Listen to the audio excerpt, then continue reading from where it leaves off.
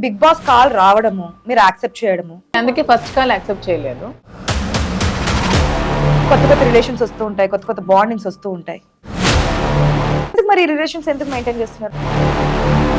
ఏం సార్ మీ రియాక్షన్? నిజానికి నాకు ఇష్టం. శ్రీనిగర్ లో మీకు మీలో ఈ యాంగిల్ కూడా ఉందా? అలా నా హార్ట్ లో ఉన్నాను. ఇక్కడ షాపింగ్ చేసేసారా మొత్తం? ఎవ్రీ మంత్ కూడా దీనికి పర్సనల్ గా 10 లక్ష పైన ఖర్చు పెడతాం.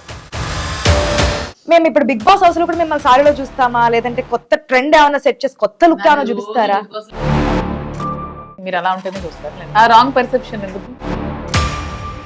పదే పదే నన్ను రీచ్ చేస్తున్నారు మీరు. నాకు టీం లేదు, పర్సనల్ లేదు, పిల్లలు లేదు, ఎవరు లేదు. ఇప్పుడున్న కంటెస్టెంట్స్ గురించి అడుగుతాను. ఎవరి గురించి అడగద్దు, అందరూ ఫేక్ గానే ఉన్నారు, ఎవరు జెన్యున్ గా లేదు. ఒంటరిగా ఉన్నా సరే అందరూ ఒకటైపోయినా సరే. దువ్వాడ శ్రీను మాధుర్యలతో ఎక్స్క్లూజివ్ ఇంటర్వ్యూ ఈ రోజు ఉదయం 10:30 మీ ఐ న్యూస్ లో.